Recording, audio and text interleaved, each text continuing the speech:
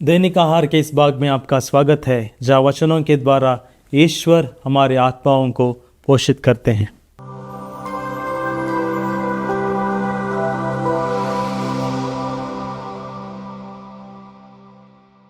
ख्रिस्त में मेरे प्रिय भाइयों एवं बहनों, आज के सुसमाचार में हम देखते हैं कि जब प्रेरित अपने प्रचार कार्य से लौटते हैं तो वे बहुत थके हुए होते हैं।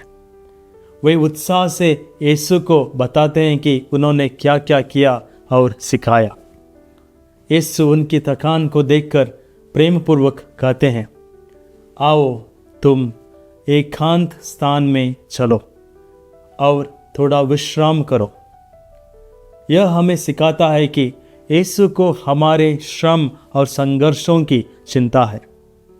वे चाहते हैं कि हम शांति और विश्राम प्राप्त करें ताकि हम फिर से नवीनीकृत होकर आगे बढ़ सकें।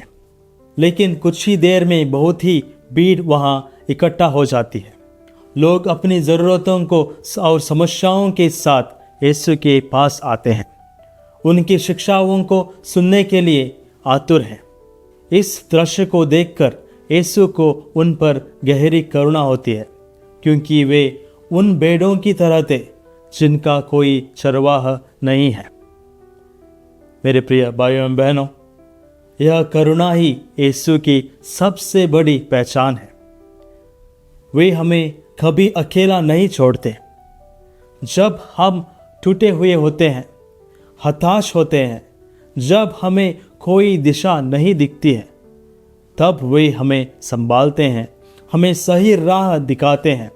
वे केवल एक शिक्षक या चमत्कार करने वाले नहीं हैं, बल्कि वे हमारे सच्चे चरवाहे हैं। चरवाहा कौन होता है? चरवाहा वही होता है जो अपने भेड़ों को जानता है, उनकी रक्षा करता है, उन्हें जहां अच्छा घास है वहां ले जाता है और खतरों से बचाता है। यीशु ही हमारे जीवन का चरवाहे हैं। जब हम जीवन के संघर्षों में उलझ जाते हैं, जब पाप, चिंता और भय हमें घेर लेता है, तब यीशु हमें अपने प्रेम से संभालते हैं।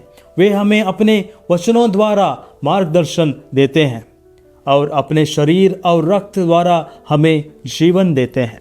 आज हम सभी से यीशु कह रहे हैं, आओ मेरे पास आओ, मैं तुम्हें शांति दूंगा। जब हम थक जाते हैं, हताश हो जाते हैं, हमें भीड़ की तरह यीशु के पास जाना चाहिए।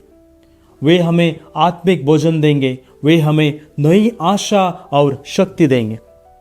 इसलिए मेरे प्रिय भाइयों एवं बहनों, आइए हम यीशु को अपने जीवन का चरवाहा मानकर उनके मार्ग पर चलें। जब भी हम खोए हुए महसूस करते हैं, हमें उनकी ओर लौटना चाहिए, उनके वचन सुनना चाहिए और उनके प्रेम में विश्राम करना चाहिए। प्रभु हमारा चरवाहा है, किसी चीज की हमें कमी नहीं है। आमीन।